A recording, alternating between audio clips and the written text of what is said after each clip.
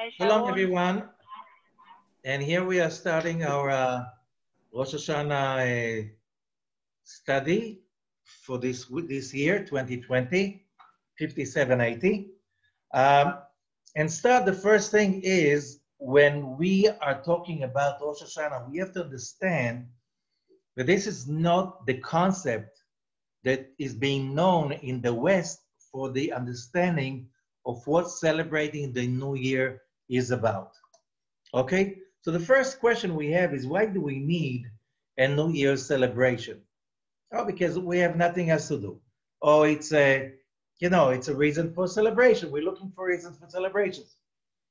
But this is not the story over here, especially when we check the Hebrew calendar and we realize that the biblical year is starting according to the Torah, is like the astrological year, which is in the spring, which is the month of the spring, correct?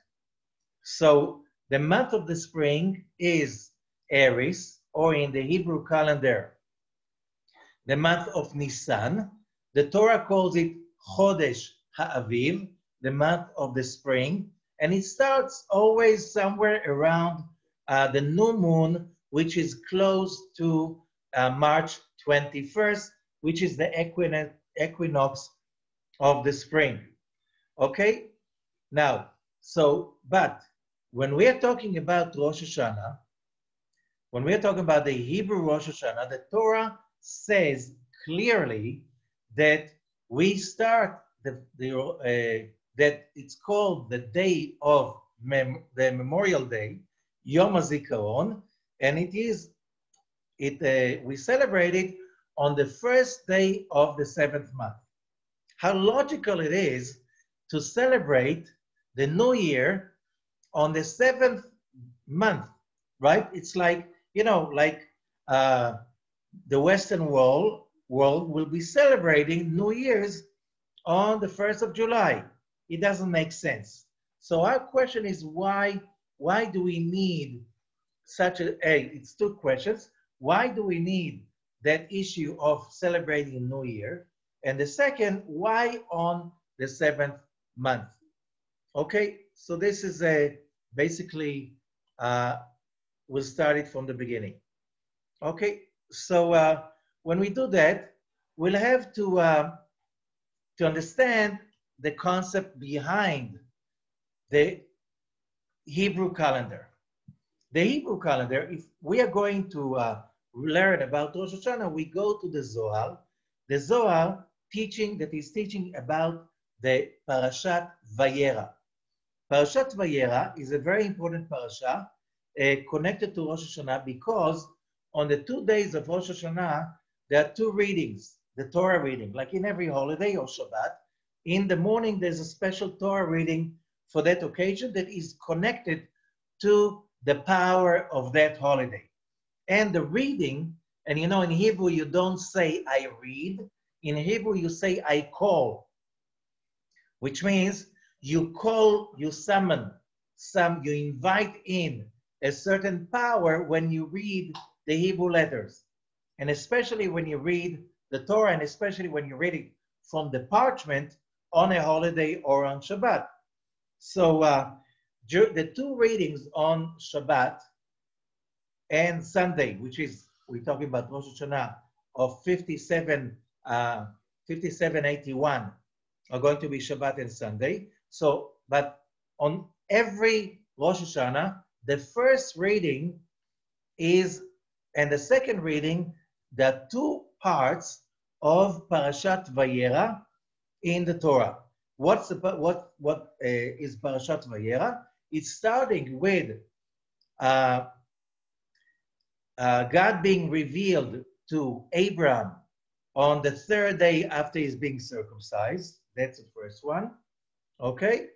And when we're talking about that, we know it was a very hot day. The Torah tells us it was a very hot day. And, we have a big question about how come the Torah is telling us about the weather, which is not really the business of the Torah. Okay? And the second is, but what happened on that day? That Abraham is feeling the power of that energy, because tradition says that day was the day of Rosh HaShanah. So Abraham feels the awesome powers of that day, and he feels that if I'm connected to such powerful forces, I need to share so I won't get burned. So God brings him three angels. Whoever remembers that story, God is bringing him three angels, and that these angels, as they approach, Abraham runs over to them, and he feeds them, he gives them water, he gives them everything. And so like his life is dependent on it. Why? It was Rosh Hashanah. And what happens with these angels? They give him a blessing that today, in a year from now, you're going to have a son. So they are giving him the message of the coming birth of Isaac. So so Rosh Hashanah was the day that the angels came to bring the message. On that day, Abram was healed from his circumcision. Sarah was healed from her, not being able to give birth to a child.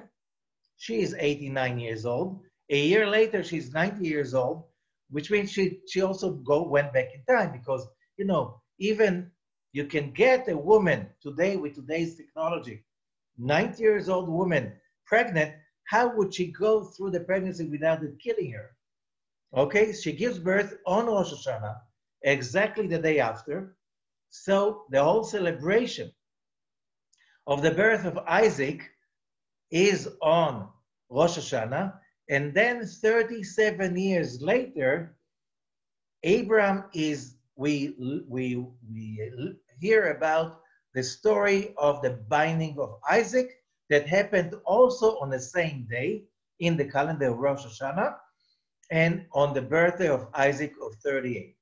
So the birth of Isaac is being read on the first day of Rosh Hashanah, not from the beginning, but Hashem pakad et Sarah, and God gave Sarah a child, and the story of the binding of Isaac is being read on the second day of Rosh Hashanah. What is the connection between all of this and Rosh Hashanah, and why do we celebrate Rosh Hashanah on the seventh month? So we have few questions that we need to answer. So let's start with the Zohar about Parashat Vayera, and it says like this.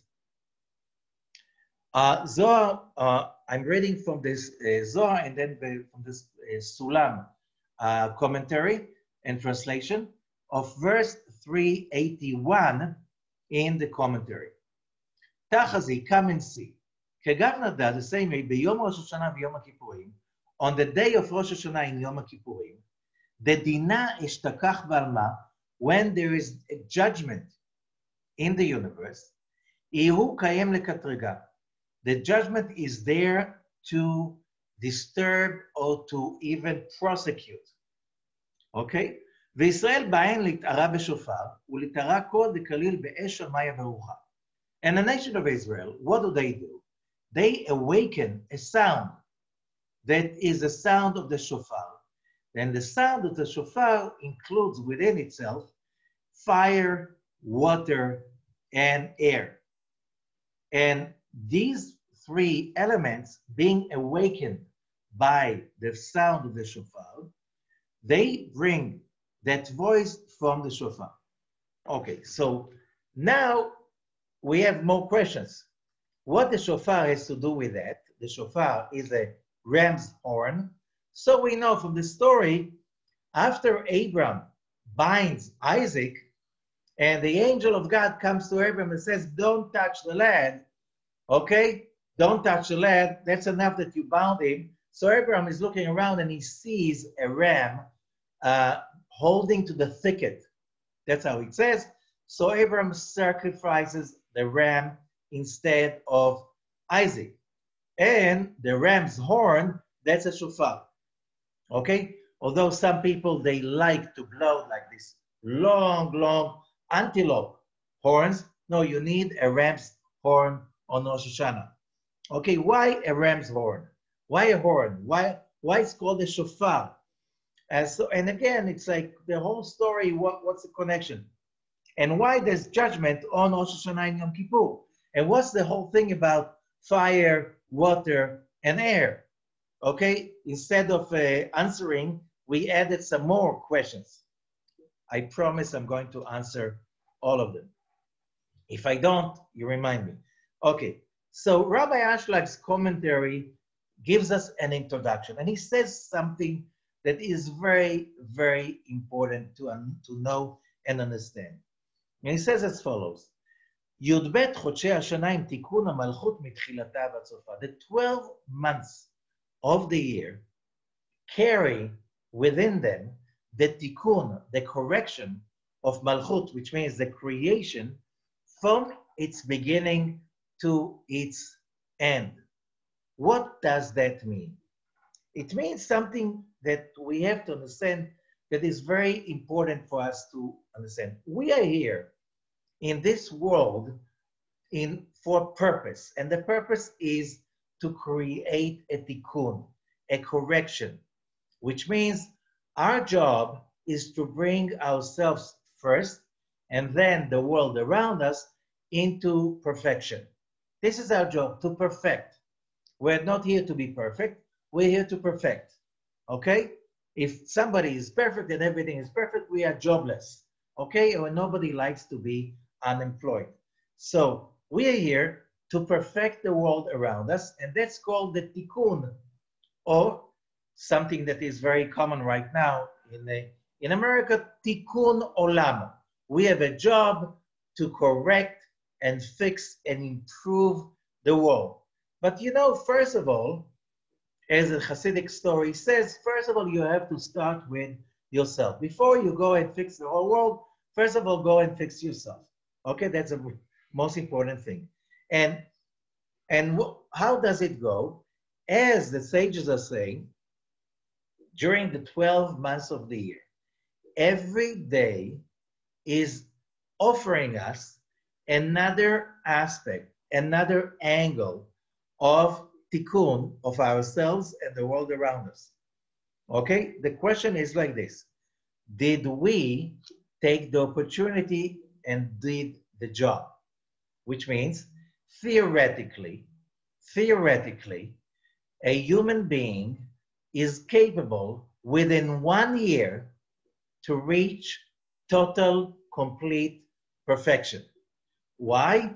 Every day, every hour, we have another sequence of forces around us that give us the opportunity to bring ourselves to perfection. Everything that happens to us, okay, everything is because is connection, whatever happens to us, nothing is by chance.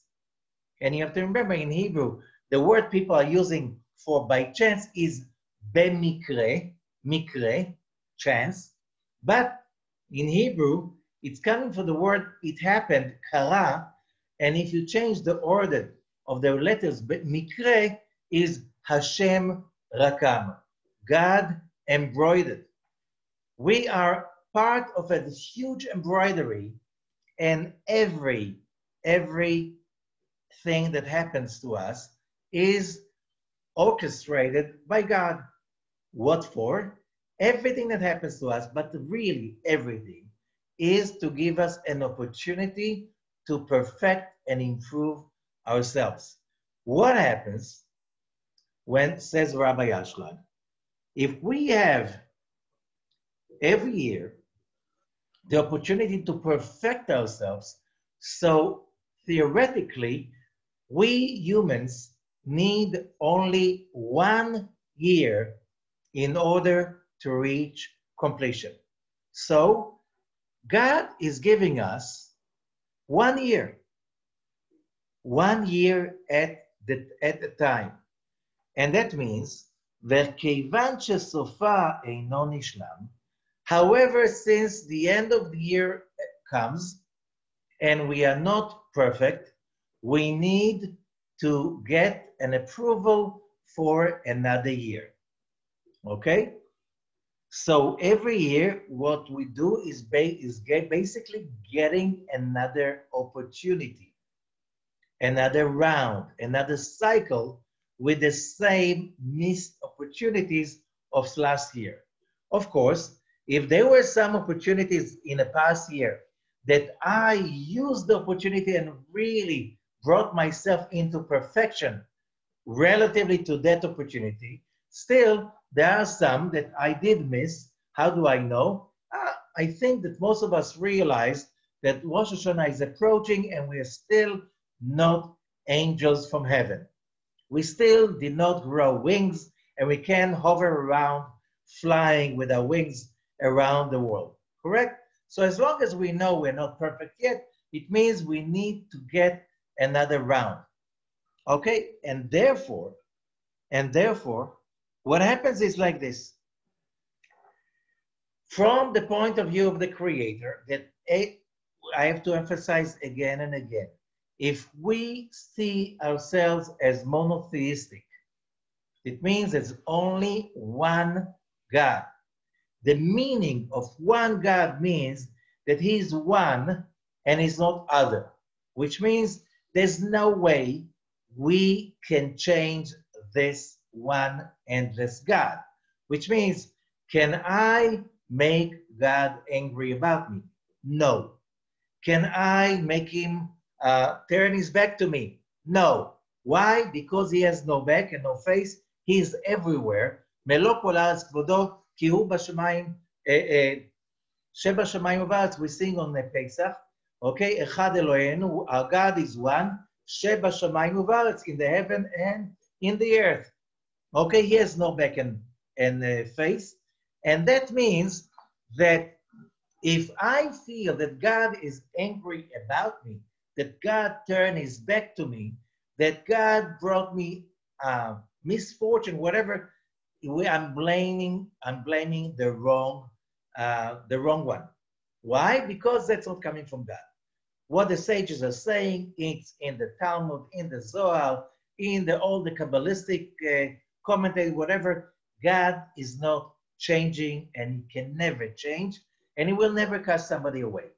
So where is the change? Within us. So when Rosh Hashanah is coming and we are getting the light for another year, for another life cycle, how much is God giving every human being? Every human being, which means we know from everywhere that it's not just Jews. This is not the Jewish Rosh Hashanah. This is the cosmic Rosh Hashanah. Okay? The whole world, every human being is getting his life for another year. The question is like this. What happens when God is giving us, when the Creator is giving us a whole year full of endless bliss, love, success, and good fortune? Okay? What happens when I am loaded with resentment, upset, despair, any kind of negativity, bitterness, anger, what you just name it, all kinds of negative emotions that people usually hang out with without getting rid of. Okay? So what if we are full of these negative forces? These negative forces have one word in Hebrew called Satan. Okay? This is not the English Satan, although it's written the same.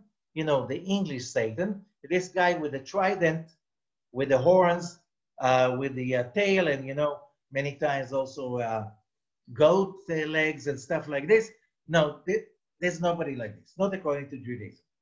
Satan in Hebrew, the three letters sin, tet, nun, means to disturb. The disturber. If you read it as a noun, that's a disturber. If you read it as a verb, it means to disturb. What disturbs? Our own opinion, narrow-mindedness, all kinds of emotions that we did not correct during the past years and lives, all of them, they are kind of a blockage to disturb, to block the flow of endless light that is coming into the world every year on Rosh HaShanah.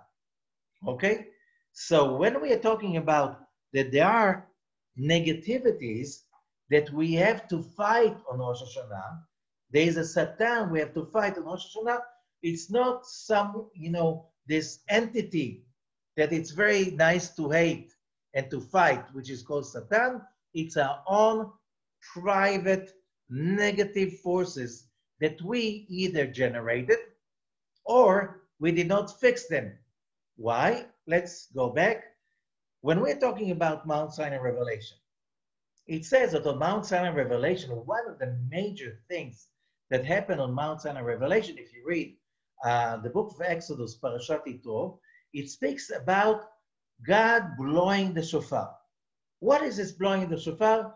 We have to talk about, but the blowing the shofar has the power, what tradition says, to remove all the negativity, the filth, all the blockage of the light of the Creator that we are carrying with us since the sin of Adam.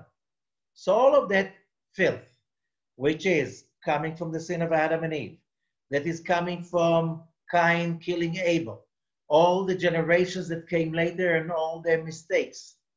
And then we're talking about the generation of the flood, Noah's generation, and then Tower of Babel, and then all the generations that came later with their negativity and fight and idol worshiping, till the negativity of of Egypt. All of that has been removed. And what did God use in order to remove that filth? The shofar. Okay, he used the shofar. So Mount Sinai, we were totally clean of any negativity, and the result was that we came back to life. What does it mean we came back to life? So we know in the story of the Torah, it says when Adam was created, he was put in the Garden of Eden, and God is telling him, you can eat from the tree of life in the Garden of Eden, but from the tree of knowledge, good and evil, do not eat from it, because on the day you eat from it, you will surely die. So finally, Adam and Eve ate from the tree of knowledge. How old was Adam when he died? 930 years old. What about the consequences? God said, he gave his word, the day you eat from the tree, you will surely die. What about that?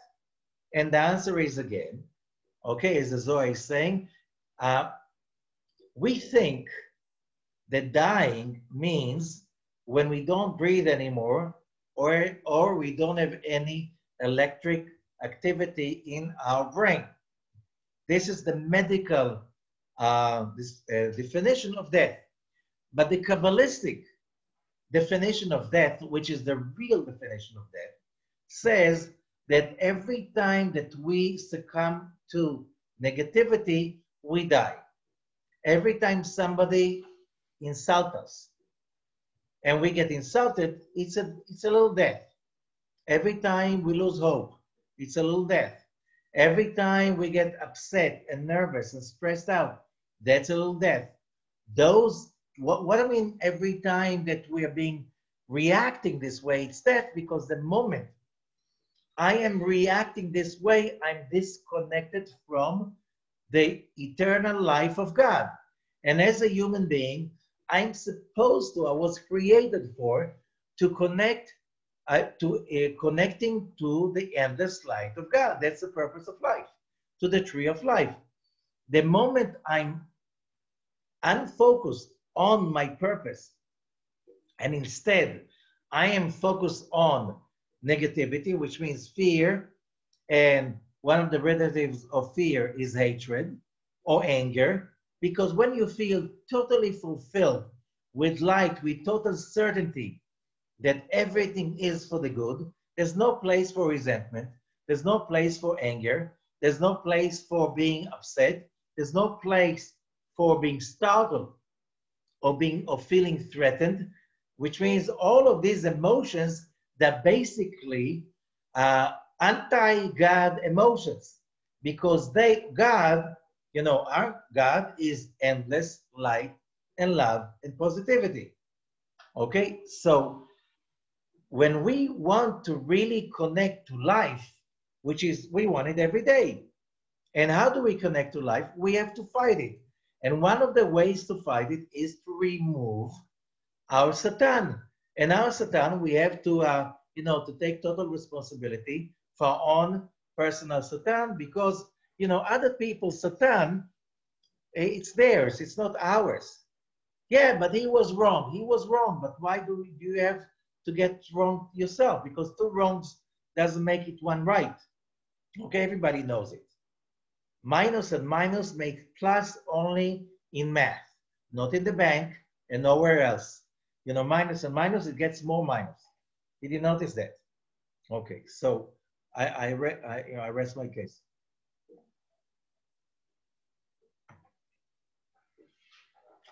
So we look at Rosh Hashanah as a day of life. Now the question is, if we get no life on Rosh Hashanah, what really happens? And then the Zohar says, on Rosh Hashanah, because the whole cycle is completed, it means it's starting from the beginning. Which beginning? In the beginning, God created the heaven and the earth. The whole world goes back to Genesis, to the beginning. And how do we know? Because the first word in the Torah, in Hebrew, Bereshit, if you look at the letters of the word Bereshit, which one of the meanings of this word is in the beginning, but if you look carefully at the words of the letters of the word Bereshit, and you reorganize these letters, you get Aleph Bet Tishrei, the first day of the month of Tishrei, which happens to be the date of Rosh Hashanah. Okay, which means it's kind of a sign showing us that the whole world is going back to the beginning. In the prayers, during the prayers, every time after the blowing of the shofar, we say Hayom Harat Olam. Today is the birth of the world. So it's like the whole universe is going back to its moment of birth. What does that mean for us? And that's the most important perception that we have to have, attain, and own as we come to Rosh Hashanah, because that is very, very, very important. Okay, so what I'm talking about, I always tell the story about when I was young, very young, and there were troubles, and my mother used to tell me the wisdom of her mother, that heard it from her mother, and who knows how many generations before that, if every human being on earth will be standing in a circle, a big, big circle, and each one is going to make a bundle of all his troubles, and everyone will put his bundle in the middle. Everybody will be running and each one will take his own bundle, his own package of troubles and problems. And my mother and her grandmother and her mother and grandma, all of them born in Poland. And that was the consciousness of Jews in Poland. You have to be thankful all the time. Everything is, you have to be thankful even for your troubles. But then I grew up and I started to learn Kabbalah. And I realized that they lived in a very miserable exile in Poland. You have to be excited about your troubles. It was hard for me to get it. And then I realized what Rosh Hashanah is about. Exactly the opposite. Rosh Hashanah is a day in which a new cycle is starting. And what is this new cycle is saying? It means that, let's go back to the grandmother story. If all the people in the world will be standing in a circle, and I will be one of them, and I will be able to make a package of all my troubles, and I will put my package in the middle, I will turn around and walk away. And I will take no package whatsoever. And that's exactly, when we study the Jewish perception of Rosh Hashanah, this is exactly the perception of Rosh Hashanah. Leave your package in the previous year, step over, and don't even look behind, because it's a new year, which means literally new. Don't recycle anything. No troubles, no bitterness, no grievances. Do not. Just simply from God's point of view, says the Rambam, the Maimonides, he said when a person is doing it really from the right place, he is like a new creature, a new creation. Like whatever he did in the past is gone, nullified, will never be remembered. Okay? Isn't that what we're just saying? Leave your package behind. Cross over to the new year. Don't even look behind. Don't take anything with you. Start it all afresh. This is how could I do that? How could I do that? That's a question. And another question that we said, we didn't answer the question of how can we start a new year on the 7th month? Now, we know that the year is divided into 12 months, and the 12 months are divided into 2 halves. 6 of them are kind of male and 6 are female. Like if we're talking about the basic particles in physics, that 12 of them, 6 plus, 6 minus. So the year is beginning in the spring. How do we know? The sun is going up. As many Kabbalists are saying, when the sun was created, it started to go up because the nature of fire and heat is to go up. Okay? So it's the beginning. Rosh Hashanah, when we are talking about the month of Nisan, it is called the head of the months.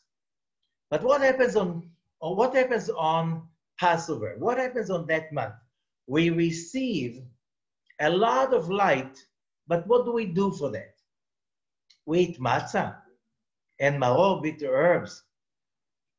Okay, it's like, so the point is, the sages are saying this is basically kind of a gift from above. If we're talking about the Exodus from Egypt, how much did we do to get out of Egypt? We just watched that amazing audiovisual show, 10 plagues, the Exodus, the pillar of fire, the pillar of smoke, crossing the Red Sea, Mount Sinai revelation. We were more like passive who played the play. It was basically from above. That's called male energy. It's coming from above.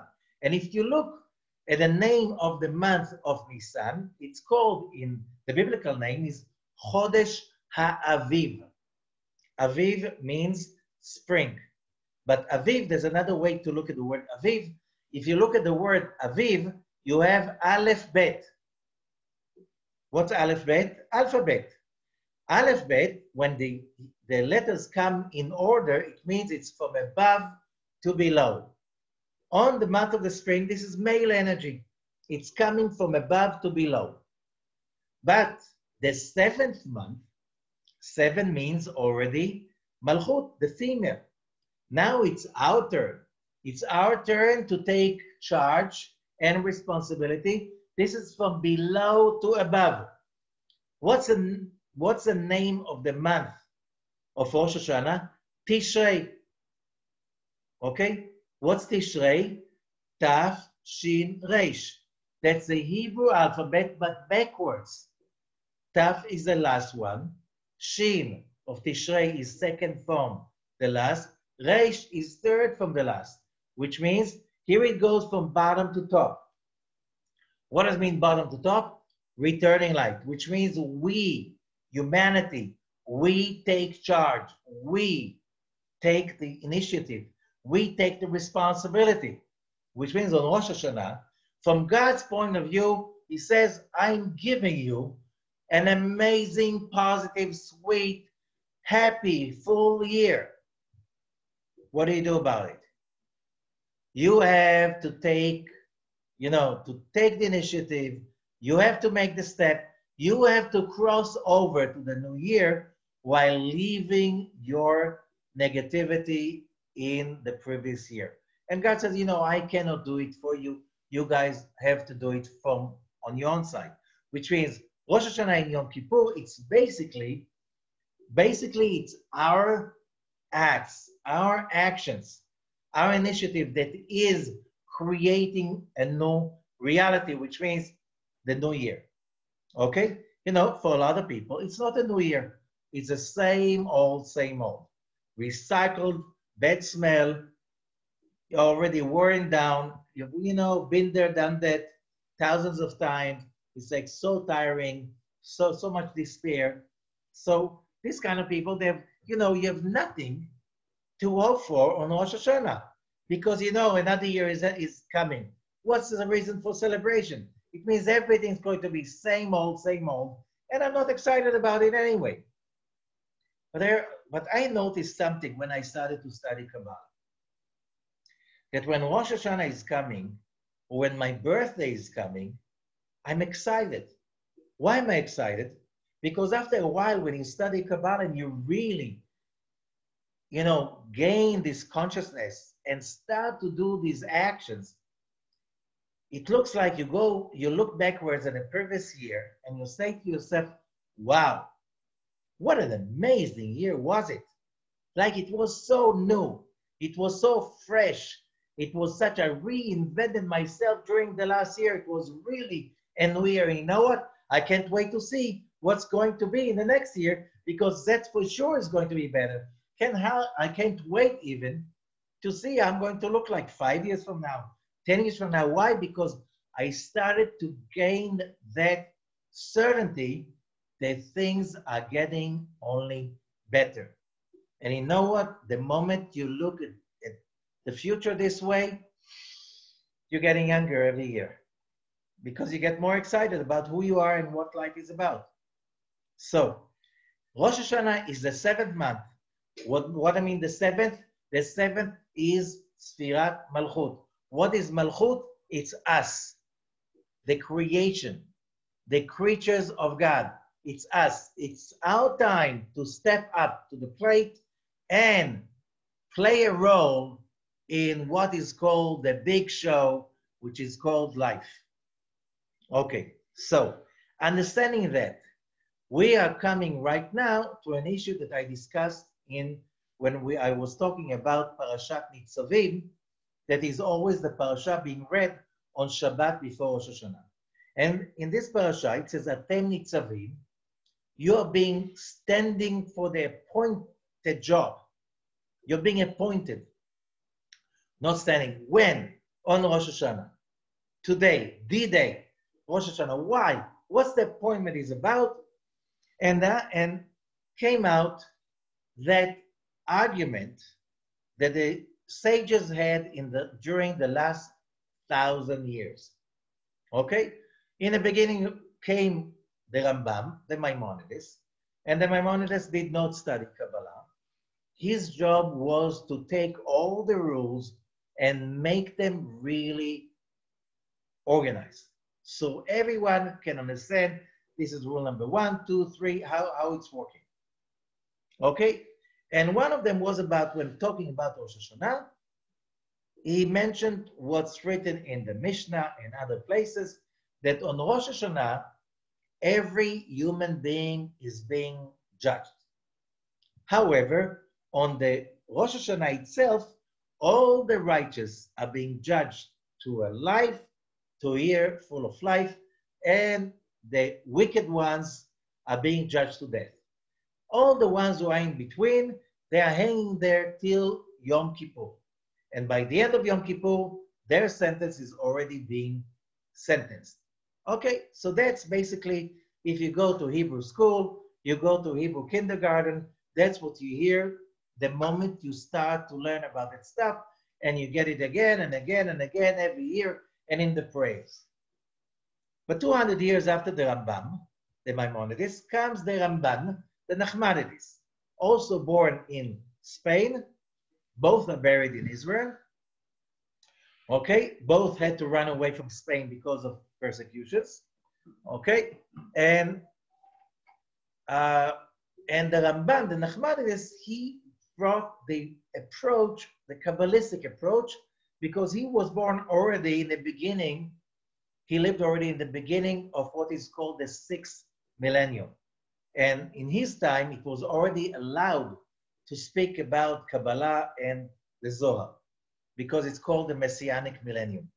And the Nachmanides is raising a question. He says, if you really think about what is in the tradition, okay, and you think about it with the brain of an adult, not of a grade 1 child, and you ask yourself, if all the wicked ones are being sentenced to death on Rosh Hashanah, that means that everybody who died during the last year was a bad person?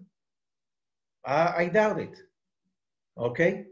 Because there are many, many, many, many good people, righteous people who died last year, the year before, whatever. What do you want to tell me? They were sentenced to death because they were wicked? Doesn't make sense.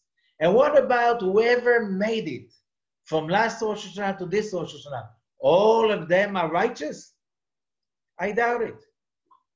So how do you logically settle this issue? And that's what the Kabbalists are saying.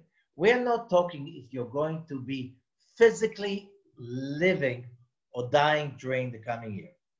That's not the issue. The issue is very simple as we go back. The moment Adam and Eve ate from the tree of knowledge, they were sentenced to death on the spot. What does it mean? They started to die on that spot. It was a long, painful death, like all of us. What does it mean? A person that is not spiritual, he dies slowly. Every time he's being hit, he falls, he's get aggravated about this world, about this life. Oh, it's not fair. Why do these people succeed and I'm not, and I'm such a nice person, whatever. Every time we're being insulted, upset, being afraid, we die a little bit. It's a long, long, painful death full of tortures. So most people that don't live, they simply die a long, painful death. Okay? You want to live, you have to win life. You have to grab life with your both hands and legs and everything you've got, and you have to hold on to it. And the opportunity to do it especially is on Rosh Hashanah. So what does it mean, says the Ramchal, the great sage of the 18th century, about the Nachmanides and the Maimonides and so on? What does it really mean? We are being sentenced on Rosh Hashanah, not about if we live or die physically. Maybe that also. But the question is, how much life are we going to experience in the coming year? And how much death are we going to experience in the coming year? Because all that stuff that we didn't leave in the previous year and let go of, that will continue to kill us in the coming year.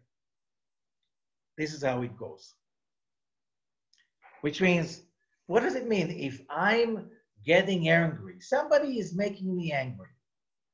Every day, it's a relative, it's a family member, it's a neighbor, it's somebody that I'm working with, and they get me angry. What do you mean? They're righteous, they're okay, you want to improve the behavior? No. But why do I get upset?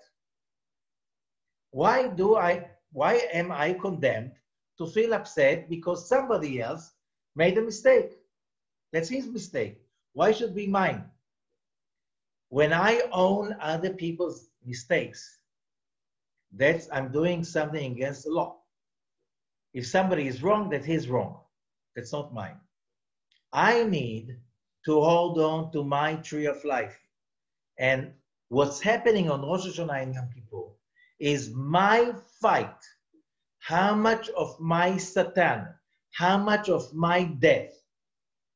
You know, why I'm saying my death? Because it's my creation.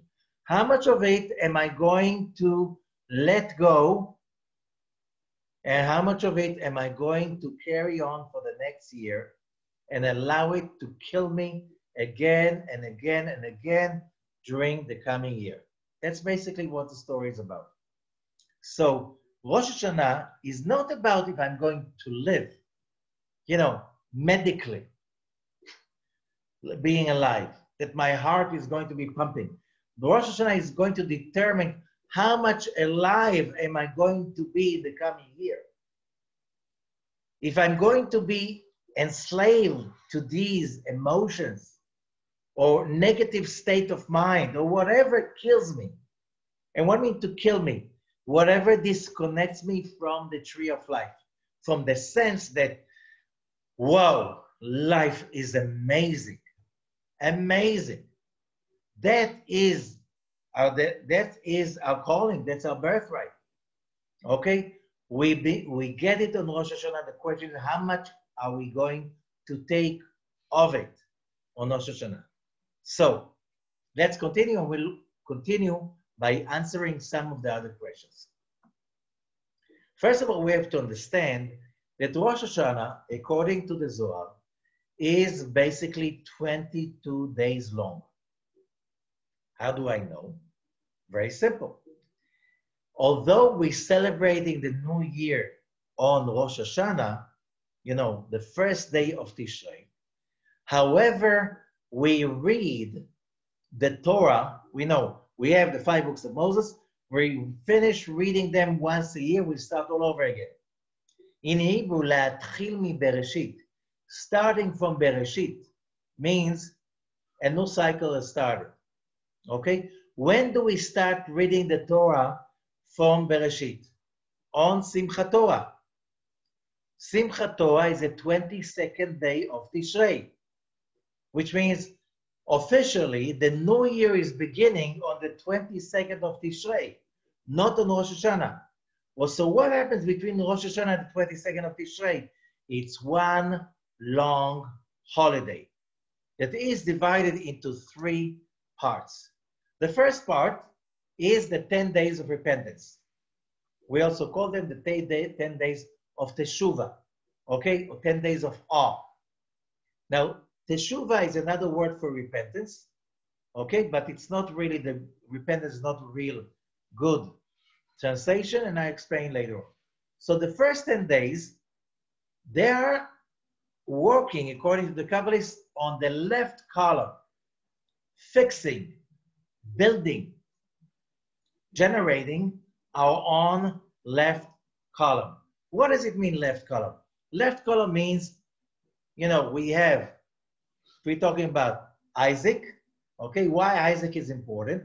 We have three patriarchs, Abraham, Isaac, Yitzchak, and Yaakov, Jacob, okay? Each one represents another force within each one of us. So Abraham is the right column, chesed, loving and kindness. Isaac is the left column, gvura, which is judgment, okay? And Yaakov, Jacob, this is the central column. So why do we need the judgment? Why do we need the left column? And the answer is, if you want to breathe out, you have to breathe in first. If you want to give money as a charity, you have to make that money first, okay? So left column means I need, I want. First of all, that's the vessel, that's the desire to receive. Without the need and the desire to get something, without the aspirations, the hopes, and the aspirations, we're worth nothing. That's called left column. I want, and there's nothing wrong in wanting. There's nothing wrong in having aspirations or hopes. Okay? Nothing wrong with it. That is our being. We were created for that. If God created the universe to share with us his light and bliss, we were created with a desire to receive that light and bliss, which means if you have a plus, the plus is meaningless without the minus. So the left column is the minus. We are the recipient over here, okay? So the first 10 days, corresponding to the 10 Sefirot, we are working on our desires, aspirations, needs, and wants. Why? Because we want to clean them from mistaken wants and desires that just basically blow out, destroy our interest, which is, what's the interest of every human being? To be happy. Do you know people that have another interest? No, I know some people, oh, no, I'm not here to get anything, I'm here to give.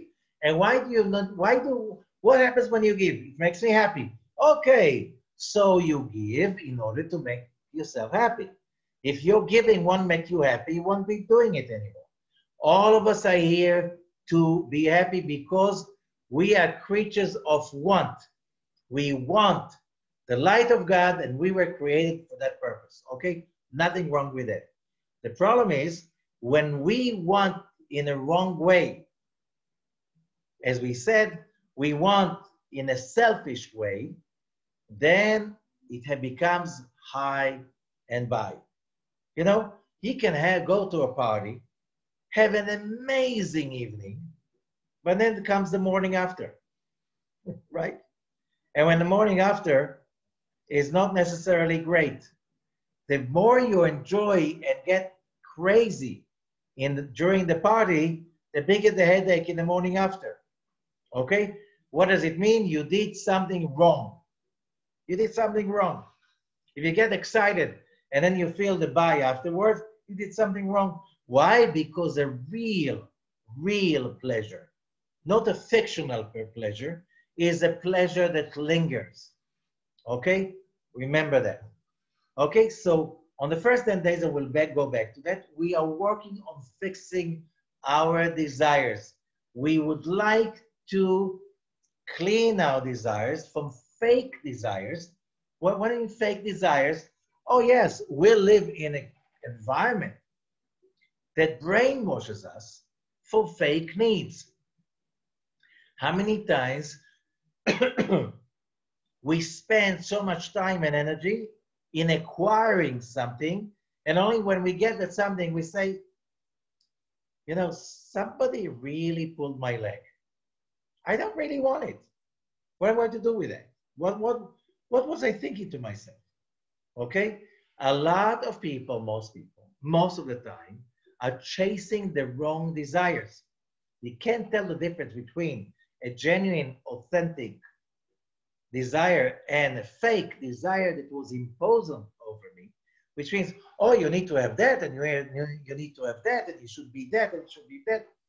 You know, since you're born, your parents are trying to brainwash you what is the right thing to want. You know what? I don't think that my parents were angels.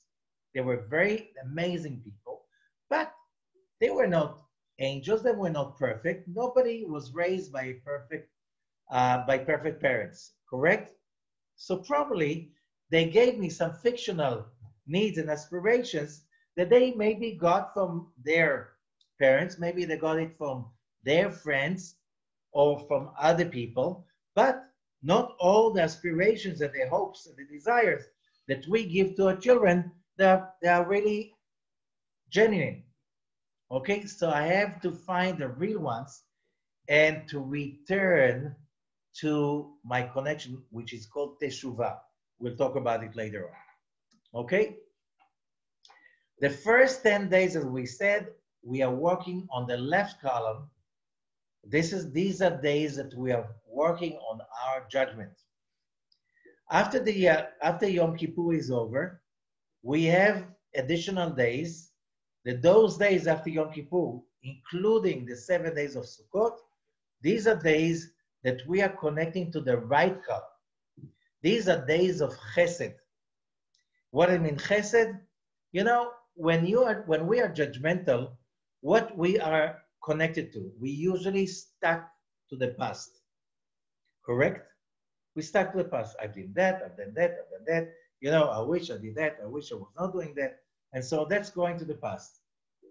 Chesed, real chesed, allows you to focus on the great stuff you want to do in the future. Okay? The energy that we are getting during these days between the end of Yom Kippur and the 7 days of Sukkot is the energy of loving kindness. Is the energy of it's called surrounding light. It's that light that gives you the horizons, gives you the push and the drive to move forward. Okay? Now, that's a right call. On Simchat Torah, which is the last day of the 22 days, this is the day of the central column, that everything is coming together to be one. You know, it's like for a person to have a satisfying, happy life, you need to have a left column without aspirations, without hopes, without big ambition, without a desire, you achieve nothing. But you need to subject your desires, aspirations, and needs and ambitions to the chesed, which means you need to ask yourself, if I want to have this and this and this, how would that bring the world to become better? How would that help with the tikkun olam? Very important. And how do we see it?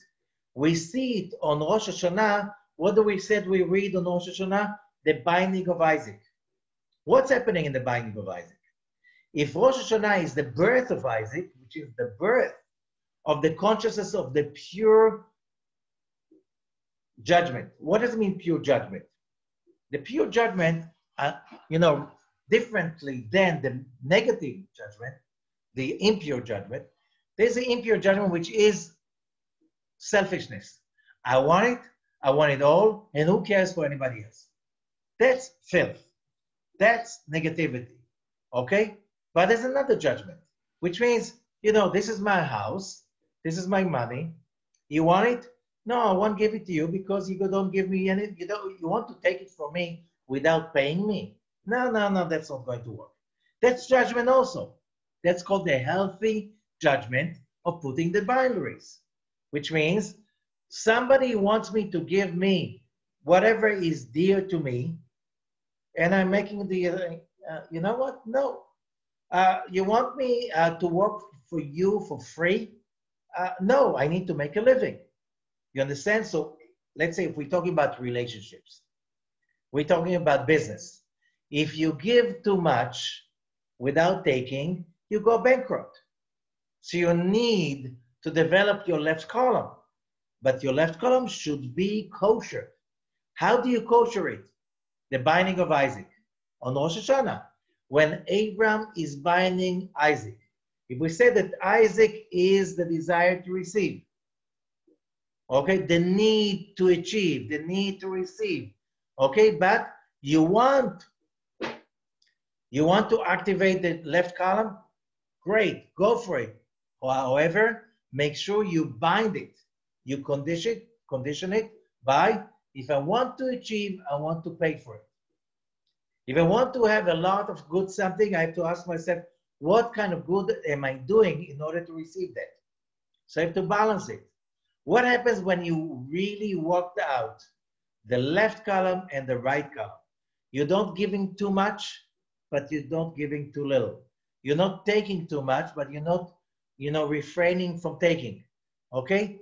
When you have the two ready, you join them together, and that becomes a central column.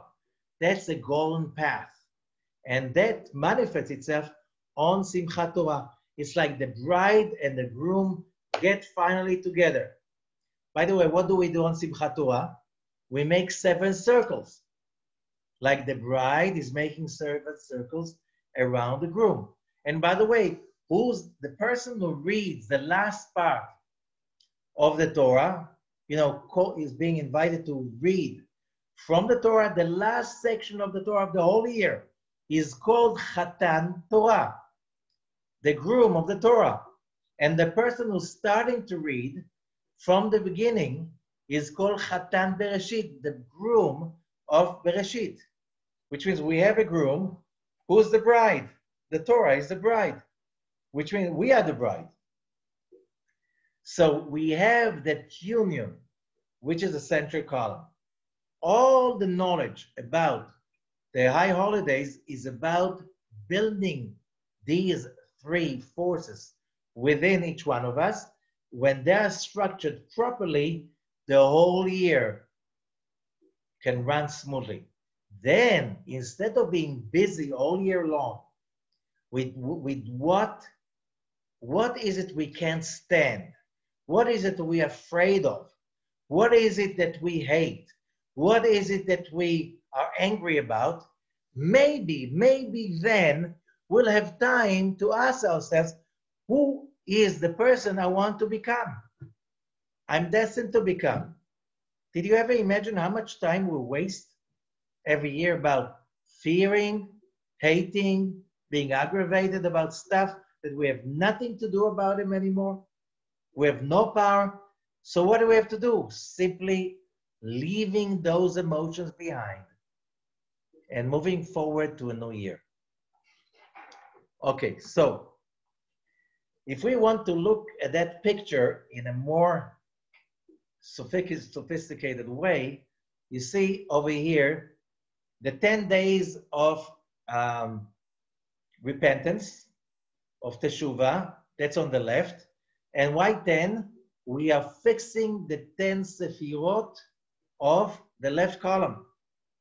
Okay, the first and the second day are Rosh HaShanah. The 10th day is Yom Kippur. So we have 10 sefirot that we are fixing, making a repairing of the left column, which means this is the time to go in to our desires, okay? Go into our wishes and needs and desires and cleansing them step by step from Keter to Chokhmah. All 10 sefirot corresponding to the 10 days of Rosh Hashanah till Yom Kippur. Okay? The moment Yom Kippur is over, the 10th day is over, we blow the shofar in the end of Yom Kippur, and then another period is starting of 5 days. During these 5 days, we are receiving surrounding light of chesed, loving kindness, from Binah. Internal light from Binah. Chesed from Binah. We said from the moment the days of judgment are over, then the light of chesed is being projected to the world that is structuring us on two aspects. One aspect is all the light of chesed that we already earned through this Rosh Hashanah, to the past year, through all the years of my life, maybe even from my past lives. That light is coming in automatically for 5 days after Rosh Hashanah. That's the 11th, 12th, 13th, 14th, and 15th of Tishrei. We get this internal light from Binah. Okay? Chesed. On the 15th, which is a full moon, always, 15th is also the first day of Sukkot. From that day on, we're starting to receive 7 lights of what is called surrounding light from Binah. What is surrounding light? If eternal light is what I am, what I've achieved already, surrounding light is what's on my horizon. It's like, what am I looking up to? What is that? What are my aspirations and dreams? And who is the person I think I'm supposed to become? That is what we get during 7 days of Sukkot.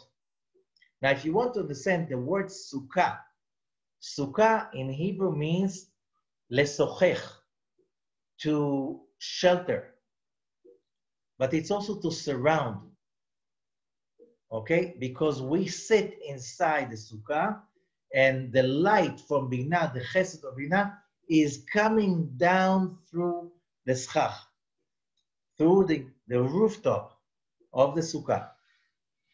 That's why these are days of chesed, of happiness, sharing, inviting people. You know, people invite each other to their sukkah and stuff like this. Okay?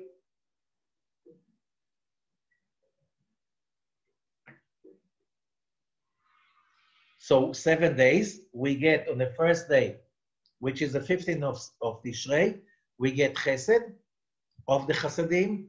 On the second day, we get the gvura of the chasadim. So chesed, gvura, tiferet, netzach, hod, yesod, malchut of the chesed. That's a 7 days of Sukkot. How do we get them? By sitting the sukkah, shaking the lulav. That's how we get those lights. Okay? If you're a man. If you're a woman, you don't need these devices. It's not a must. Women have their own inbuilt Wi-Fi mechanism or modem. Now, on the 22nd day, okay, which is Simchat Torah, this is the central column, and on that day, we just have to be happy. And by being happy and dancing, we receive all of the manifestation of all the 22 days of the beginning of the year. Which means in Simchat Torah, if I really connect to genuine happiness, I can still leave my package behind. If I'm still schlepping some of it since Rosh HaShanah. Okay? So you understand that during the 22 days of Rosh Hashanah, guilt has no place. Remorse have no place. It's all about, okay, I regret it. I'm not going to do it anymore. And if yes, I'm there. I can move on. You have a red light, a green light, go on for a new, happy, fulfilling year. So how do we do that? We need first to prepare for the new year. And the first thing is understanding the concept of teshuvah. Teshuvah is wrongly translated as repentance. This is borrowed from other religions. Okay? But remember, we speak Hebrew, we're supposed to think Hebrew, we're supposed also to have emotions in Hebrew. Okay, it's healthier. Okay, we know that the Dark Ages, when that's the days that English was created, the Dark Ages are over already. Okay, we need to use words from before the Dark Ages with the right context. Teshuvah means in Hebrew to return. Return what? And the answer is that in order to understand the whole concept of the high holidays, we have to understand the concept of the tetragrammaton. So the tetragrammaton, the 4 letters of the name of God, they symbolize the consciousness of the upper world and the relationship the upper world has with our world. The first letter of the tetragrammaton is the letter Yud. The letter Yud is the smallest letter in the Hebrew alphabet, and it symbolizes like the source. What do I mean a source?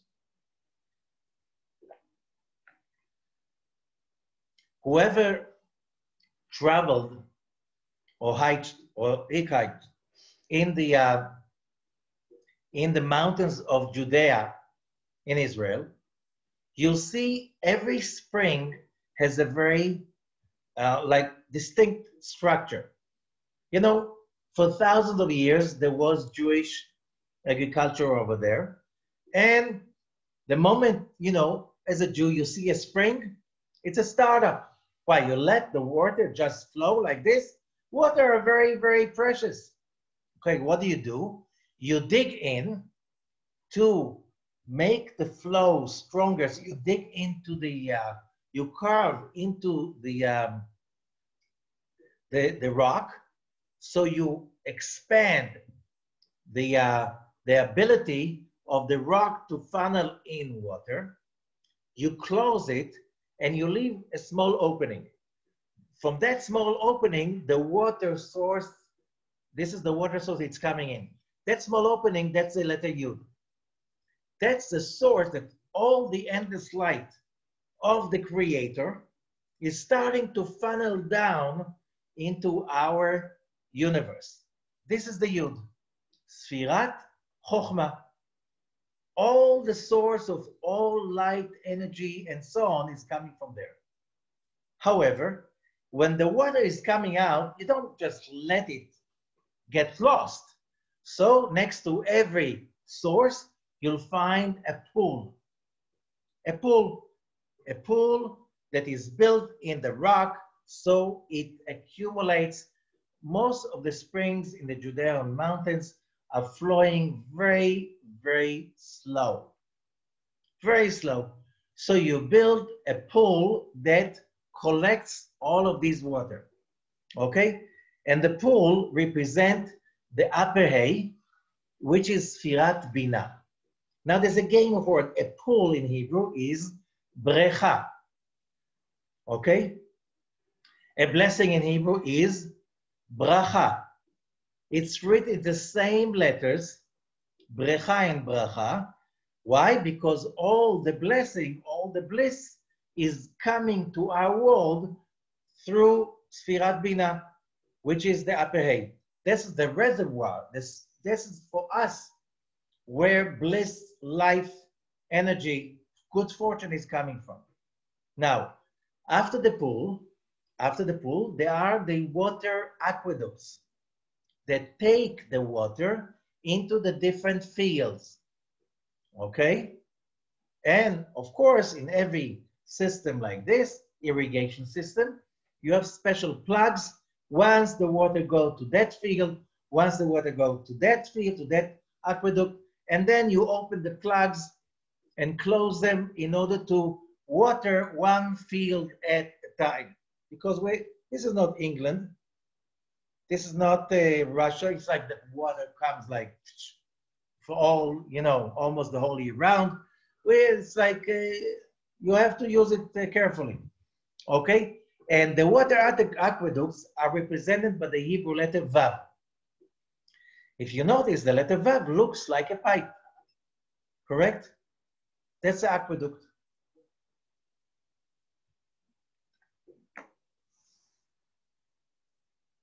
The last letter is the letter Hey, which is the field. The field represents each one of us. The field is what grows. It could be a field that is being watered regularly, properly, so then everything is green and luscious, and there's a lot of plenty growing in the field. That means that the person is blessed. That's the last hay, which is the field. Okay? Each one of us is a field, which means we are the receptors of God's bliss that comes through the source, the upper pool, the aqueducts, and so on. Now, the upper pool is, so the source again is Chokhmah, the upper pool is Bina, the aqueducts are Zeranpin, and the last one is the last hay, which is our life. But we know that in the spiritual world, similarities attract, which means when two concepts, entities in this world, vibrate on the same wavelength, they're connected to each other so they can feed of each other. When two entities are very different from each other, they vibrate on different wavelengths, they do not communicate, so they cannot feed of each other. Okay? So the upper world is the world of love, kindness, giving, sharing, whatever, positivity. Our world, as we said, we have our Satan. We have our death that we carry with us from the day we're born. Correct? Our job as humanity is to correct death, is to turn bitterness into sweet, darkness into light, death into life. This is our calling. This is our destination or destiny. So when we succumb to our Satan, we succumb to death, and we become addicted to death, and we worship death.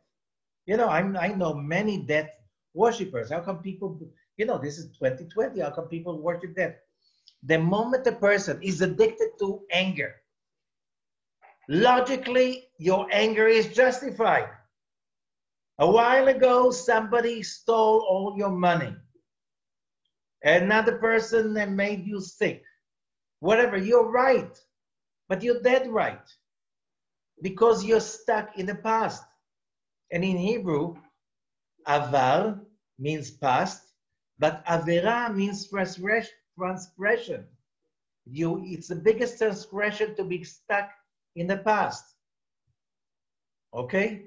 Why did I react this way when they stole it from me, when they stepped on me, when abused me, when they blah, blah, blah, all of that stuff? Why did I react this way? I reacted this way because that was my death in me, that God sent a messenger to awaken, to show me. I'm going around carrying that death with me. It's killing me for years and maybe for lifetimes. Maybe it's time I kill it back. Okay? So, when I worship my reactions, my death wish, I am vibrating far away from the tree of life. And that means that I'm in exile. That means that my hay, the last hay, which is me, the field, I'm separated from the aqueduct. So there's no flow of bliss in my life. It's blocked. Who's blocking it? My own negativity. So what is teshuvah? Teshuvah basically means tashuv hay, return the hay. How do I return the hay? When I let go of the negativity and I let God, when I let go of my grief, of my pain, my sorrow, of my sense of being right and making others wrong, when I let go of all death wish inside me, when I replace it with hopefulness, with positivity, with all kind of positive attitude towards everything, with total certainty and trust in the good, I simply raise myself, my being, the hay. I raise it up till it connects back to the Vav. I return home. That's teshuvah, returning home. I'm returning to where I came from, to my original state. That's how I was born. That's the soul. The soul is pure. So I have to, if I really want to reach Rosh Hashanah properly, on the days till Rosh Hashanah, I have to do tshuva. I'm doing teshuvah. And during the 20 days, or 22 days, of course, is basically going through all those emotions, looking at them, realizing them, and letting them go. Simply acknowledging that I don't need them anymore. And even I don't have to wait to Rosh Hashanah. I can pray for the Creator to simply help me take those fears, anger, take it away. I realize they don't help me. It's not me. What do you mean it's not me? But I go to the psychologist and he told me that I have to connect to my anger. I have to simply like be in harmony with my pain. What a nonsense. How many people do you know that you just wake up in the morning and everything was nice and just ask them, what do you want to feel today? How many people will tell you, I can't wait to be aggravated, upset, hateful, and angry? Nobody. Nobody will do that who's in a normal mind. I'm not talking about spiritual, religious people, normal people. Nobody really wants to be angry and painful. Okay? I don't need to connect to that. I have enough. I just have to acknowledge the pain, the anger that I have, and to look at it, identify it, and tell myself, this is not mine. I'm ready to let go of it. I'm ready to move on without it. I have no remorse, no regret. If that emotion will be simply gone, and I don't need to harbor that emotion anymore. Okay? This is not me. This is not the real me. The real me does not want to be angry, does not want to be hateful or frustrated. The real me does not want, when somebody who really hurt me passes by, I really deep inside want to say hello without any negativity. Just, I know everything was for the good, bye-bye. I'm free. Okay, so that's what the tshuva is about. Now, before HaShanah, we have the month of Virgo. We learned about the month of Virgo, which is the month of Elul, that it's a special month. It's a month that it's easier for us during that month, because this month has the tendency of finding what is perfection. It's a month that we can find emotions and state of mind inside us that bring us to perfection and attach to them, while at the same time to see the imperfection and detach from them. Detachment is a very powerful thing, but detachment from negativity. Okay? Hope, aspirations, true desire for happiness. This is us. We're never supposed to detach from them, because then what's left of us? What's left of us? Aspirations, hopes, and excitement about the future. That's whoever we are. That's what the ingredients of real life. Okay? These emotions we attach to. Whatever is not supporting our journey for perfection and completion and happiness should be acknowledged, identified, and simply detached from. Why? Why should I carry that emotion that doesn't support any of my interests? Okay, but there's some emotions, but what about being upset? If somebody hurt you, shouldn't be upset? I don't know, it should be a little bit upset just for the show. But if you're really upset, what happens to your IQ? Huh? And with your ability to deal successfully with the situation and come out with a gain, not with a pain. Correct? So as long as the upset is good for showing other people that, I'm upset because you did it, and I'm not expecting for that to happen again.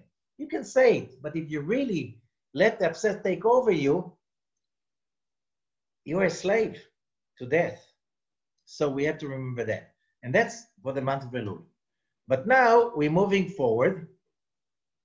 So what do? We make lists during Elul. We make lists of all those emotions, state of mind that we don't need. We meditate to contemplate on those emotions and to replace them, even making like a visualization of certain moments in the past that are still hurting us, and doing tshuva, What does it mean to do tshuva? Instead of being busy again and again, which means replay the painful moment, play it right, which means what's the way the real me is supposed to do? Which means how, if I'm connecting, if I'm doing tshuva, how am I supposed to be reacting? Till we do it right, till we don't have any of those emotions with me, because as the Maimonides is saying, when you have the same opportunity, the same incident happening again, and you react differently, you're a new person. Yeah, but I heard the other person, I did this and this. You are a new person. Rosh Hashanah comes, you are a new person that never happened. You know what does it mean? It's like the Creator is telling us, on Rosh Hashanah, we are coming to court. I'm telling you, as your Creator, do everything you can to lose your file. I don't have any backups. If you lose your file, you have nothing. So the prosecutor attorney is coming. He's all enraged to court because he has stuff against you. And you come to court and you bring the file.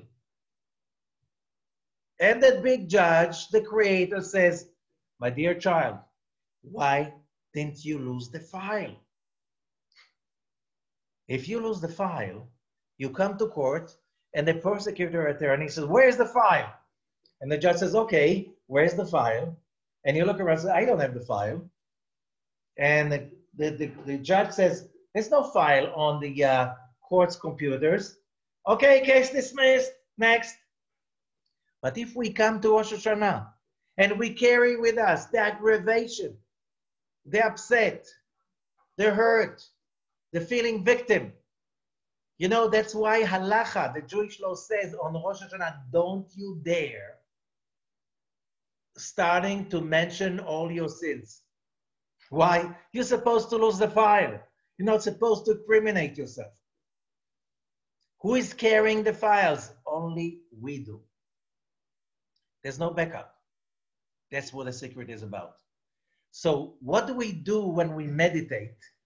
We simply, when we meditate, we're supposed to go to those moments that we messed up and rewrite the script till we become the person that if that things happen again, I'm going to be letting go of my negativity and I'm going to embrace the light of God. If you can do that during the meditations of the month of Elul, you come to Rosh Hashanah clean, no backups, like never, the case dismissed because there's no charges. No charges. Okay? So, this is a time to achieve completions in relationships. If I can talk to people and talk it out and complete it with them, either one-on-one, or let's say the person passed away, or there's no way to connect. It's as the meditation is basically done, or you can do role-playing with a friend till you have a completion. What does it mean? I don't carry that story anymore with me. It's like never happened. I lost the file. And get feedback from friends. You want to know what you have to fix? The biggest treasure we can have is friends good enough that you can talk to them and say, you know what? My Rosh Hashanah is coming. Please help me. If you really love me, tell me what kind of emotions do I have to give up on? You know, I think we all know that when it comes to our friends, we know very well what do they have to fix, correct? We know very well we could be specialists in doing that. So use their speciality in helping yourself. Okay? I'm talking about the ones who can say, you know, what's wrong about me? What, you know, tell me what's wrong about me, what I'm doing, but be careful. You have to be ready for what they say. Right? It's, okay, you understand what I'm saying? I you know, say it, and I will love and accept everything you say. But you have to stand behind it. To say it's a blessing, it's a blessing, it's a blessing. If you have friends like this, you're very, very fortunate, very rich. Okay, what else do we have? We have the month, then comes the month of Libra. And we know what is Libra, the scales, the good deeds and the bad deeds. But it's also right and left, receiving and giving. Okay? And the month of Tishrei, we said it's from bottom to top. It's us to step up, step forward. And it's also the month of bliss. Now we know that according to Abraham the Patriarch, Sefer Yetzirah, the book of Formation, the letter Lamed created the month of Libra. And the letter Lamed is something very special about it. It's the only Hebrew letter in the Torah that goes above the line. All Hebrew letters go by the line. Okay, there are a few final letters that go under the line, and also the letter Kuf, but there's only one letter that extends above the line. This is the letter Lamed. What's above the line? Above the line is Sfirat Binah. So how does a scribe write the letter Lamed? He writes something that looks like the letter Kaf, and then he sticks a Vav on top of it. This Vav, this is the aqueduct that goes into the pool, which is the source of everything that is good, the source of good fortune and bliss.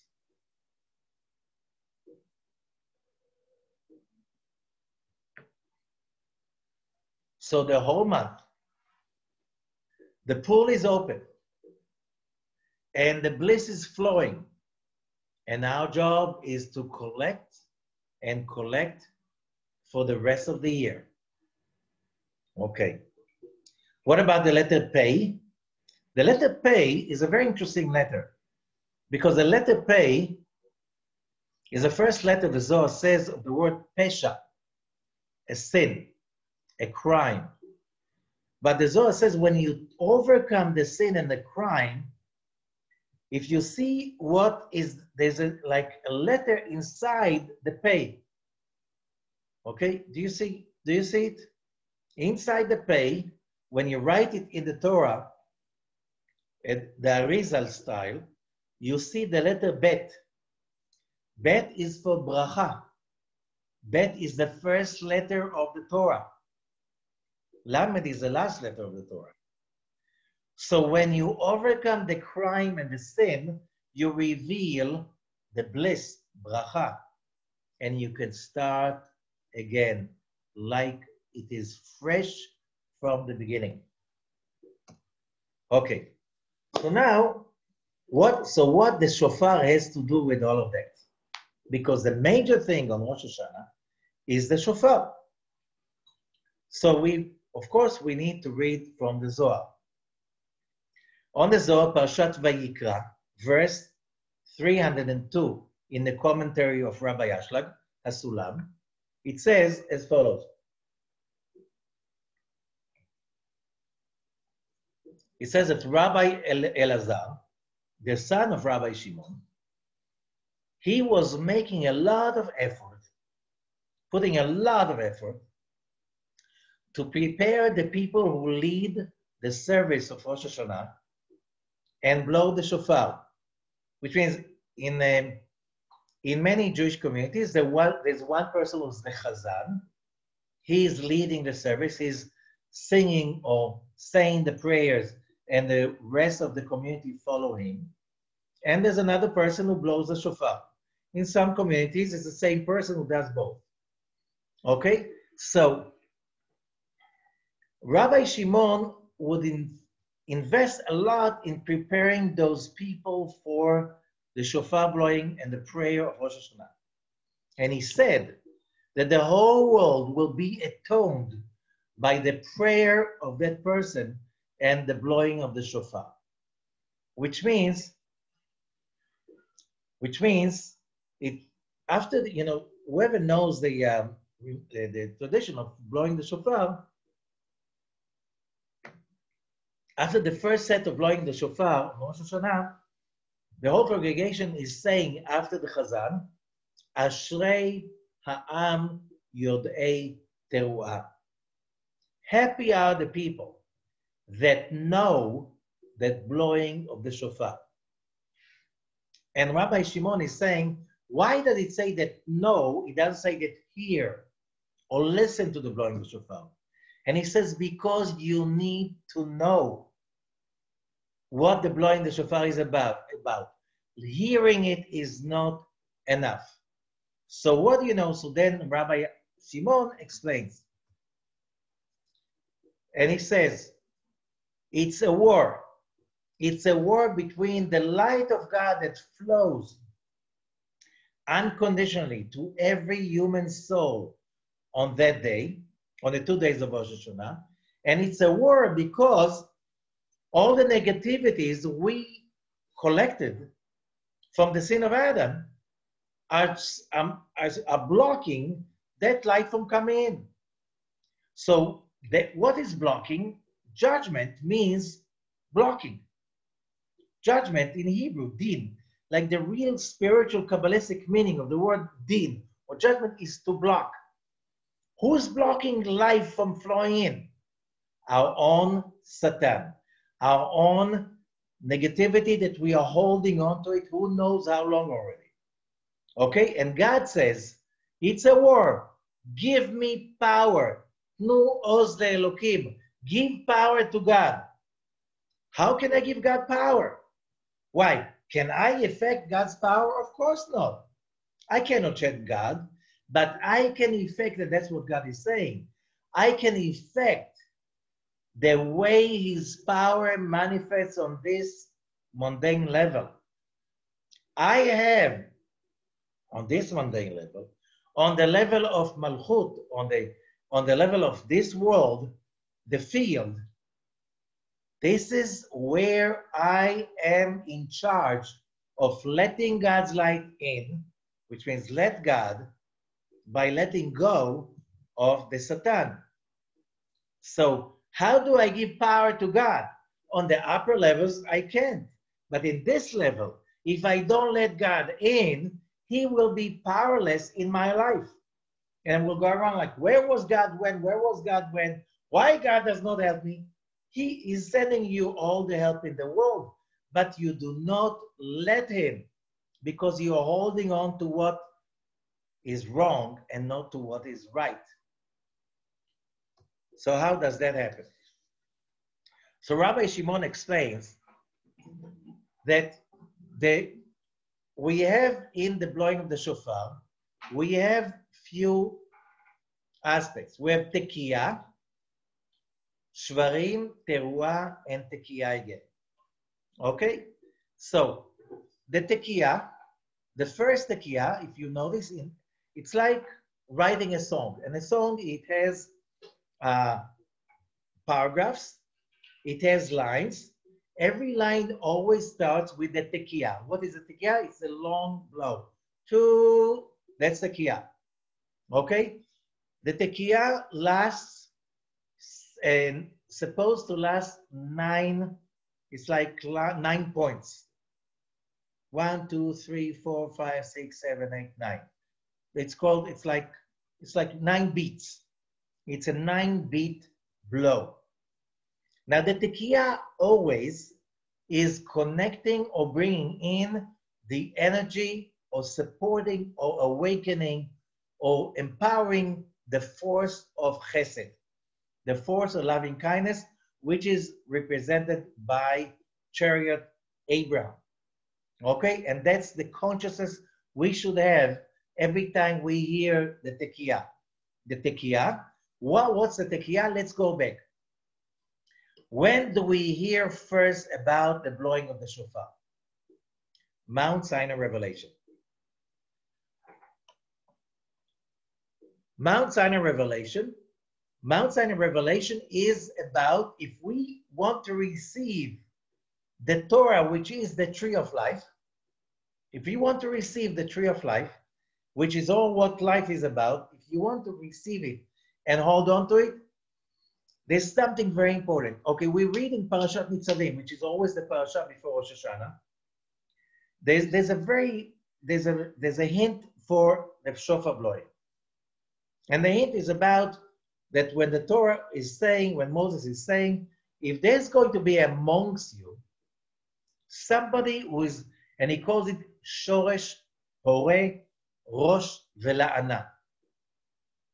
Rashi explains, this is a very bitter root. La'ana means absinthe, like the very bitter herb, but not just a deep bitter herb. It's like this bitter herb that has like roots that spread all over the body. You know, when somebody is bitter with their heart, the bitterness spreads through the veins and the arteries to the brain, to the feet, and it creates clogs. Okay? Mental clogs. You feel it all over. And that creates all kinds of diseases. So that is all the bitterness we have that we did not cleanse yet. Okay? However, when you take the words Shoresh, Poreh, Rosh, Vela'ana, and you ask, aren't there enough words in Hebrew to describe someone negative and bitter? Why do you need four words? And the answer is these 4 words, the initial Shoresh is Shin, Poreh is Pei, Rosh is Reish, Vela'ana is Vav. Comes to the letters Shofar. Shofar is the healing for that bitterness. So why do we say that on Mount Sinai, the nation of Israel, they hear God blowing the shofar? Because Mount Sinai revelation was first of all, like a shofar blowing to cleanse all of that death, bitterness. By the way, remind you something. What do we eat on the night of the Seder, Passover? Bitter herbs. How do you call it in Hebrew? Maror. Bitter. But Rabbi as the Torah is saying, if you look carefully, the word maror is the same numerical value, 446, which is also the same number of mavet, death. Bitterness is death. So the death we accumulated from the sin of Adam through Egypt, till Mount Sinai revelation, by blowing the shofar, the Creator cleansed, purified all of that bitter ligaments and arteries from ourselves. It's like he cleansed the arteries of everyone standing on Mount Sinai. We brought it back by the sin of the golden calf. But still, the power, the shofar. Shofar means in Hebrew, the ram's horn. But shofar is also coming from the Hebrew, leshaper. Leshaper means to improve. Shapiro, you know, there's a family named Shapiro. Shapira in Aramaic means beautiful. So shofar means to beautify. Okay? To beautify, to improve. It's also numerical value of tokef, power. We empower the light of God to come in and cleanse death and bitterness from within ourselves. So every line of blowing the shofar, we start with chesed, which means we allow by the first blow for the light of God to come through and cleanse all bitterness and negativity from within us. Then comes shvarim. Shvarim means broken. That's when the 9 beats are divided into 3. 3 beats. 2, 2, 2. 3 beats. Okay? In each one of them. It's the same 9 beats divided by 3. That's awakening the left column, Isaac, judgment, but we want to awaken it positively. Okay? Because judgment is not always bad. We just want to set it right. Then comes another one. Another one, it's also left column judgment, but it's a lenient judgment. It's called teruah. Teruah means in Hebrew, shattered. That's the same 9 beats, but now it's divided to 9. Okay? That's the teruah. This is the lenient judgment. The shevarim is the harsh judgment.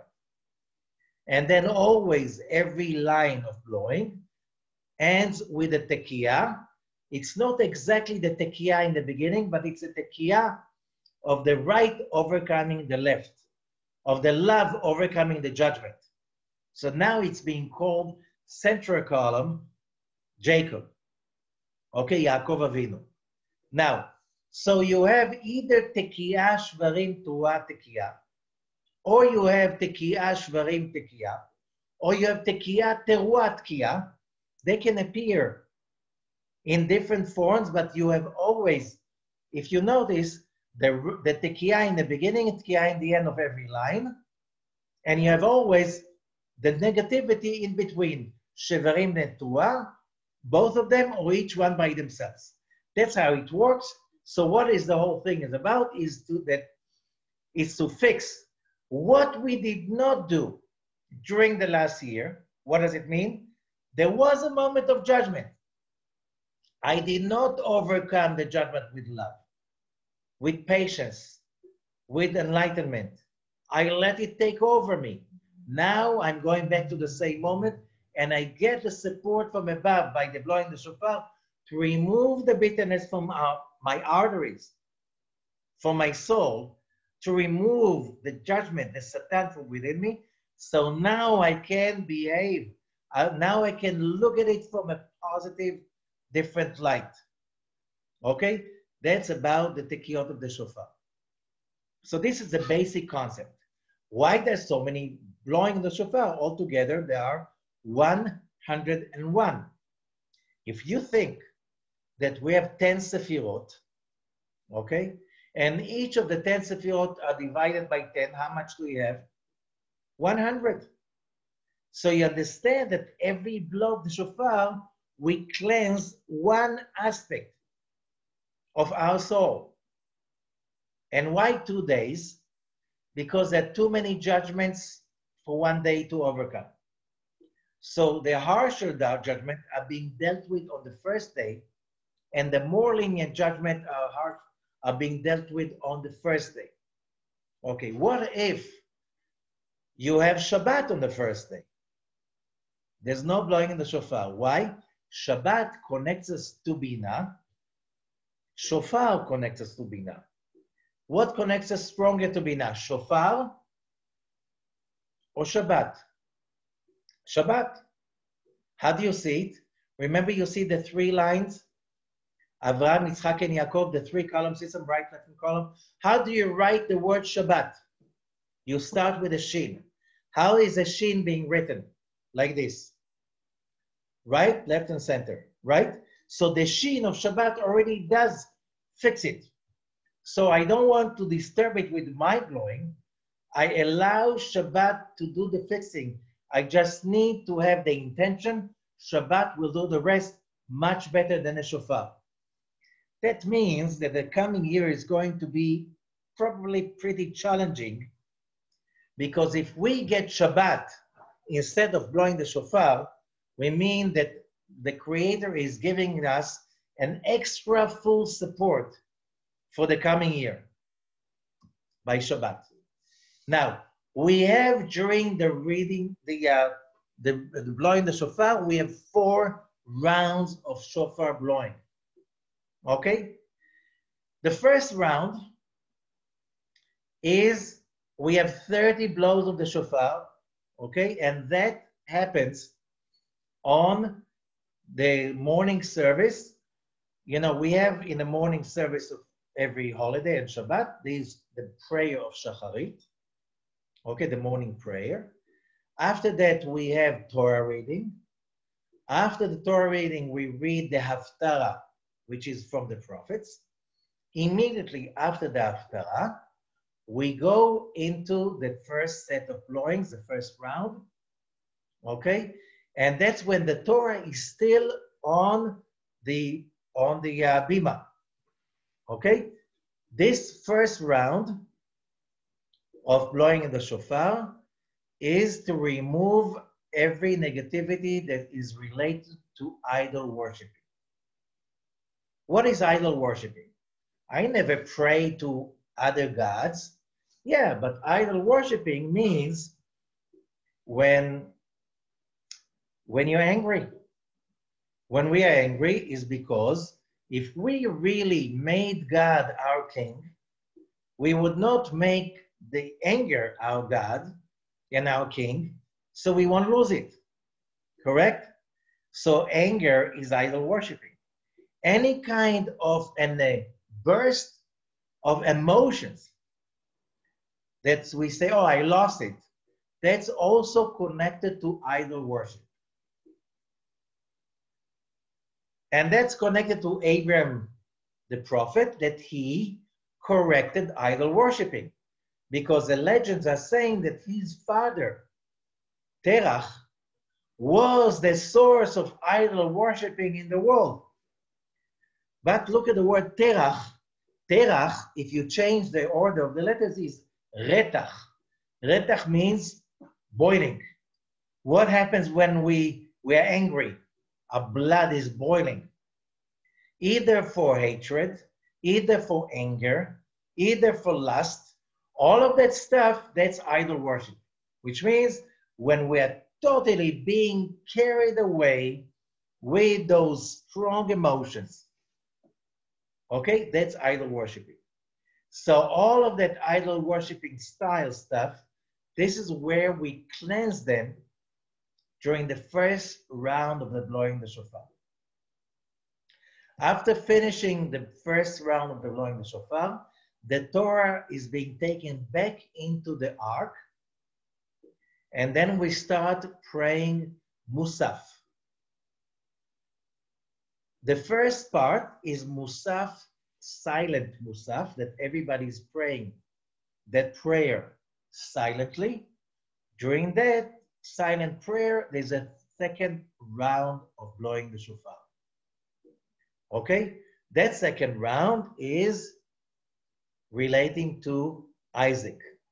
That's correcting all what is called incest. What is incest? But you know, most people I know never slept with their sister or mother or something like this. So what is it? What they're talking about incest? Incest could be also any kind of, you know, passion and lust that you do stuff because you feel like, right? I feel like, who cares? I just want it. I'm, that's incest is also a very powerful thing in our world, because if I feel like doing it, it's giving me pleasure. Why not? Yeah, but what about the morning after? That's incest, which means carried away by, the drive for pleasure by any means. Who cares about what did I do? Okay, that's being carried away. So that's the second round. After the finishing of the prayer silently, the whole congregation finished, then the Chazan, the leader, is starting repeating the same prayer loud, and during that there's a third round of blowing the shofar. Now that's connected to Jacob, and that's bloodshed. But I don't remember killing anyone. Yeah, but they say, insulting somebody, shaming somebody, in public. Hey, you can do that by Facebook, WhatsApp groups, stuff like this. You don't need to do a lot. The moment you shame someone, that's like killing them. All kinds of behavior patterns like this is bloodshed. Okay? So that's a third round. After finishing the Musaf prayer, and then there is a Kaddish. During that Kaddish, that's a fourth round. It's a shorter one, and that's correcting all what is connected to Lashon Hara, bad-mouthing other people. Lashon Hara is not the third one. Lashon Hara is about saying the right one, the right thing, but in the wrong context. Let's say somebody has some, he has some shortcomings. And you speak about it to somebody else, not for the purpose of making the world better, but for the purpose of feeling better yourself by putting somebody down. And that's telling the truth. That's Lashon Hara. There are many, many rules of Lashon Hara. Could be also you talking good about someone next to somebody that hates that guy. So if you're going to speak good about it, somebody, that other person can hold himself, he will have to say bad stuff about this guy. That's also Lashon Hara. You forced him into speaking bad about somebody and telling you stuff that you're not supposed to know. Okay? But what if, let's say, I had somebody working for me. I had this guy, he did some plumbing in my house. He took too much money. I needed to call another professional later on to fix big part of what he did. He did a bad job. Okay? Few days later, somebody else called me and said, you know what? I want to hire that plumber, but he said that he did an amazing job for you. I have to warn him. That's not Lashon Hara. Lashon Hara is when you say something bad about somebody for no known purpose. When it's for the purpose, that this guy is very good in putting plumbing, the big stuff. But when he doesn't know how to put the little faucets, he always put them wrong. Okay? So you have to say, because otherwise, if you don't say the truth, you bring losses to a friend of yours that it came to your advice. So this guy doesn't know how to do the job. You have to tell him that. So that's Lashon Hara. Okay, I think we did a long work. There's a lot of stuff, but Rosh Hashanah is an amazing opportunity to connect to life. By the way, on the night of Rosh Hashanah, the 2 nights, there is a tradition to eat all kinds of what is called simanim, symbols. By the way, many of them remind stuff that in America people eat for Thanksgiving. When they created Thanksgiving, they got the idea from Rosh Hashanah meal. The squash and all of that stuff. All of these simanim, it's not halacha, it's not the law, it's just to get us reminding, so we eat all kind of foods that the names remind us positive thinking. So we eat, let's say, beets, because in Hebrew, beet is selek, because it reminds us the verb leselek, to remove away all kinds of disturbers. Okay? Or like leek. Leek in Hebrew is karti. Karti means to cut off whatever is negative. And so on and so forth. So all kinds of food, it's not a law that you have to do, but it's a nice tradition. What if I couldn't find leek? What if I couldn't find beets? Nothing wrong. You can even say the words. Okay? So, but it's a nice tradition to eat together, to be happy and really be happy by loving each other and sharing with each other and doing good stuff. And that's what Rosh Hashanah is about. It's about thinking positive and about basically appreciating the amazing opportunity we have to start anew, afresh, and especially losing our files, right? Losing the files so we just don't carry them over to the next year.